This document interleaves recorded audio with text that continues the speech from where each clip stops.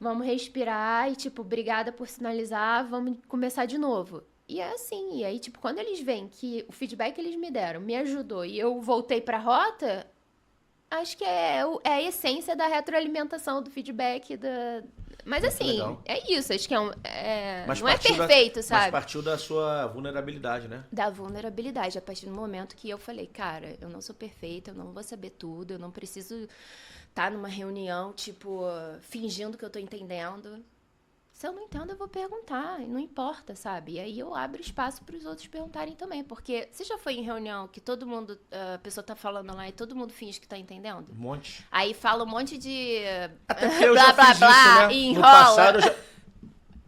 Não, zero. Tá Tudo certo. perfeito. Ou aí é a omissão. Eu falo assim, gente, se uma reunião ficou muita gente calada, é porque vocês não entenderam nada. É, não constrói o resultado, Não né? construíram nada, não agregaram em nada. Eu quero gente aqui que fale. Uma outra pergunta assim que eu tenho feito muito, como é que você lida com conflito? A maioria das pessoas fala, não, eu sou tranquila, não tenho conflito nenhum e Moralmente. tal. Aí eu falei assim, cara, não é essa pessoa que eu quero. Porque vocês estão lidando com conflito como um problema, como desrespeito. Isso não existe, isso nem entra aqui na empresa. Conflito é conflito de ideias, é você questionar, é você ter curiosidade, é você conflitar pensamentos.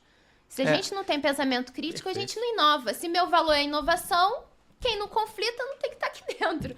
Então, É, e eu assim, falo é sobre. Não impressionante. falo sobre pessoa, falo de fatos, né? Mas é isso. É porque no Rio de Janeiro, quando eu assumi o hospital lá com 500 funcionários, muita gente de comunidade, então todo mundo que falava do trabalho do outro era um X9.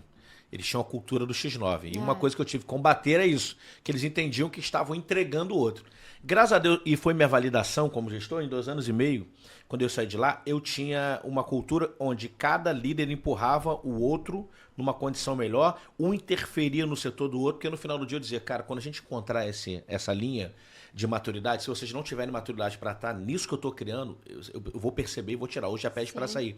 Porque eu preciso construir isso aqui dentro. Então o cara saía aqui, ia para limpeza, o gerente de enfermagem, falava, ó, ele falava direto com o funcionário. Eu sei que é difícil imaginar isso, mas eu tinha um líder lá que era maduro para entender o seguinte, cara, o resultado é de todos. E quando a exatamente. gente alcançou esses 2 anos e meio, que é um marco para mim, o jogo rodou sozinho. Então a gente duplicou o faturamento, aumentou o número de leitos, enfim.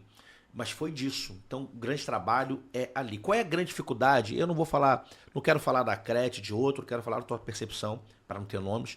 Quero entender você como pensa, como gestor. O que é que você percebe, talvez, que é a maior dificuldade hoje, a maior dificuldade na construção desse time? É a maturidade? É a imaturidade das pessoas são imaturas de lidar com conflito, de receber feedback, é não se expor?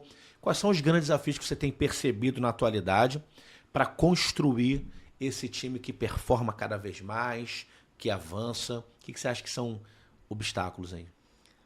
Eu tenho uma frase, assim, que resume um pouco disso que você falou, que eu sempre coloco na mesa. Eu falei assim, ninguém tem culpa, mas todos são responsáveis.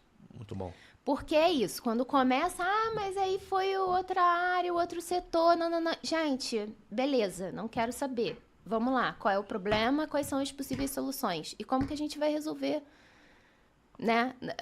Apontar o dedo para o outro, eu acho que fala muito sobre uma cultura que se tinha antes da liderança autocrática, de você mandar o outro executar, e aí se você executa errado, você quer tirar o seu da reta, porque existe o medo de ser mandado embora, porque não é ouvido, porque não tem um time integrado. Então, assim, de novo, várias empresas têm o valor do trabalho em equipe, mas para mim o trabalho em equipe ele só acontece de fato quando existe essa união com o objetivo de entrega final em conjunto.